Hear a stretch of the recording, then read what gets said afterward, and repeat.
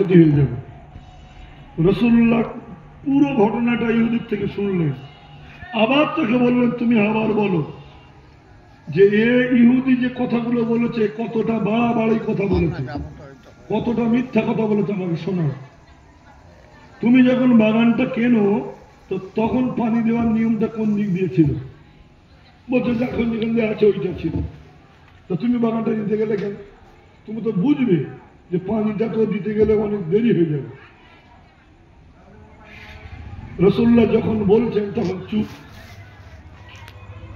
আল্লাহ নবী বলছেন শোনো বাবাবাসী, জোর জুলুম করে ইসলামে কিছু হয় না।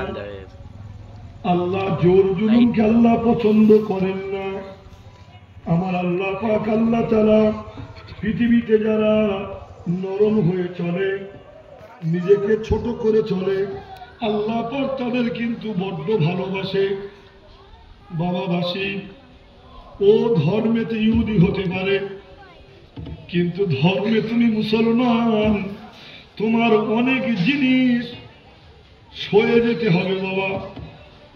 খবরদার তোমার আচরণে যেন ও মনক্ষুণ্ণ না হয়, তুমি সঠিকের উপরে থাকো।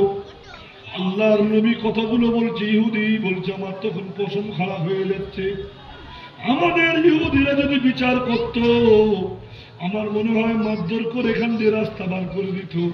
আর নবী মুহাম্মদ রাসূলুল্লাহ সাল্লাল্লাহু আলাইহি সাল্লাম তার সাথীকে খুব গুছিয়ে বুঝিয়ে বলে দিলেন, যা চলছে ওটা চলবে বাবা, তুমি জোর জুলুম করোনি। ইহুদিটা বাইরে এসে বলছে জানিস এ বিচার মানা যাবে। তো বলছে মানা যাবে কি করতে হবে? চলো উমরের কাছে, উমরের কাছে বিচার নিয়ে যাবো। কারণ উমর রাদিয়াল্লাহু তাআলা একটু রাগী মানুষ, ইসলামের আগে খুব বিরোধী ছিল। ইসলাম কবুল করার পরে উমর রাদিয়াল্লাহু ইসলামে খুব শক্ত। উমর যে রাস্তা দিয়ে চলতো, রাসূলুল্লাহ বলতেন উমর তুমি যে রাস্তা দিয়ে একদিন যাও শয়তান ওই রাস্তা 40 দিন চলে না।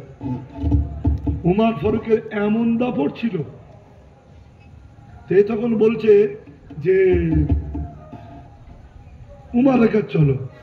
তো ইহুদিটা বলছে আমি তখন মনে মনে ভাবলাম ওদের নবী বিচার করে দিয়েছে, এ মানছে না, আবার নবীর একটা সাহাবীর কাছে যাচ্ছে, দেখি সে আবার কিরাম বিচার কর, যাহাই হোক লাভ হোক লস হোক যাবো তো। ঠিক আছে চলো। উমর ফারুক রাদিয়াল্লাহু তাআলা তিনি মানে ওনার বাড়িটা হলো মসজিদে নববী শরীফ থেকে ওই 500 মিটার মতন দূরে বাড়ি ছিল। মসজিদে নববী থেকে 500 মিটার মতন হেঁটে হেঁটে আর দুজনে গেলে দুপুর বেলা বাচ্চাকে খেয়ে জোহর নামাজ আদায় করে একটু কাইলুলা করছেন, একটু বিশ্রাম করছেন, সেই সময় গিয়ে দরজা নক করছে। উমর ফারুককে বলছে আমি বাসির এসছি। তোমার ঘর দেখে চিনতে পারছি যে আমাদের সাথে জুহারে যায়, নামাজ পড়ে, সব করে। বলছে ভাই আমাকে চিনতে পেরেছিল? চিনতে পারবো না বাসি, কি ব্যাপারটা কি? ওই ওই তোমার ঘরের বাইরেটা দাঁড়িয়ে আছে ইহুদি, ইসলাম বিরোধী, নবী বিরোধী, কোরআন বিরোধী, রসুল বিরোধী, আল্লাহ বিরোধী, ওই মাল দাঁড়িয়ে আছে। আমি না রসুল মানি, আল্লাহ মানি, কোরআন মানি, ইসলাম মানি, নামাজ পড়ি, রোজা রাখি, হজ করি, যাকাত দিই, এই জন্য আমাকে বিরাট ঘৃণা করছে। ওর বাগানের পরে আমারও বাগান। ইসলাম যতদিন আসেনি ততদিন সেই দূর থেকে ভাই আমাদের পানি দিত, আজকেও তাই।